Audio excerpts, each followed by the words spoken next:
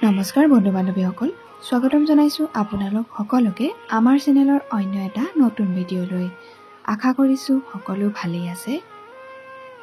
অসমৰ বিশিষ্ট অভিনেত্ৰী মলয়া গোস্বামীয়ে দিছে এক ভাল খবৰ। হয় বন্ধু বান্ধৱীসকল, আপোনালোকে ঠিকেই শুনিছে। পিছে এই ভাল খবৰটোনো কি, এই সকলোবোৰ আপোনালোকক জনাম। গতিকে ভিডিঅ'টো আৰম্ভণিৰে পৰা শেষলৈকে চাই থাকিব বুলি আশা কৰিলোঁ। অসমৰ ছবি জগতৰ বিশিষ্ট অভিনেত্ৰীসকলৰ ভিতৰত এগৰাকী জনপ্ৰিয় অভিনেত্ৰী হৈছে মলয়া গোস্বামী। অভিনেত্ৰী মলয়া গোস্বামীয়ে তেওঁৰ জীৱনৰ আধাৰত লিখি উলিয়াইছে এখনি গ্ৰন্থ, যাৰ নাম ৰাখিছে দাপোনত মোৰ পৃথিৱী। ইতিমধ্যে গ্ৰন্থখনৰ উন্মোচন হৈ যায়। গ্ৰন্থ উন্মোচনী সভাত দেখিবলৈ পোৱা যায় বহু জনপ্ৰিয় অভিনেতা অভিনেত্ৰীকে ধৰি বহু গুণী জ্ঞানী লোকক। মাতৃয়ে লিখি উলিওৱা গ্ৰন্থখনিক লৈ কন্যা নিশ্চিতা গোস্বামীয়ে লিখিছে এক আৱেগিক পোষ্ট।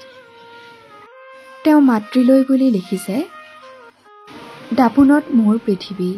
শৈশৱৰ পৰাই তেওঁৰ অভিনয়ৰ প্ৰেমত পৰি নিজেও সপোন দেখিছিলোঁ এই জগতত নিজক অকণমান দেখা পোৱাৰ।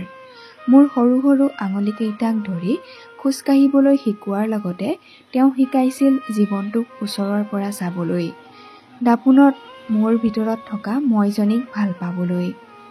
মাৰ এই যাত্ৰা বহু দীঘলীয়া। ফিৰিঙতিৰ ঋতু বৰুৱাই শিক্ষাৰ ক্ষেত্ৰত দেখা সপোনৰ পৰা অগ্নিস্নানত মেনকাৰ প্ৰতিশোধলৈকে মায়ে যোৱা 5টা দশক কেমেৰাৰ সন্মুখত এটি জীৱন পাৰ কৰিছে। শ্ৰেষ্ঠ ৰাষ্ট্ৰীয় অভিনেত্ৰীৰ বঁটাৰ পৰা প্ৰথমবাৰ কেমেৰাৰ সন্মুখীন হওঁতে বুকু কঁপি উঠালৈকে সকলো কথা সামৰি তেওঁ লিপিবদ্ধ কৰিলে আপোনালোকক ক'বলৈ বিচৰা প্ৰতিটো সৰু ডাঙৰ কথা। মলয়া গোস্বামী হোৱাৰ যাত্ৰাৰ কথা আজি তেওঁৰ কিতাপৰ পৃষ্ঠাত তেখেতৰ অতীত ৰিঙিয়াই চোৱাৰ ভাগ্য লাভ কৰি সুখী। অভিনেত্ৰী মলয়া গোস্বামীৰ এই পদক্ষেপক সকলোৱে শুভেচ্ছা যাচিছে।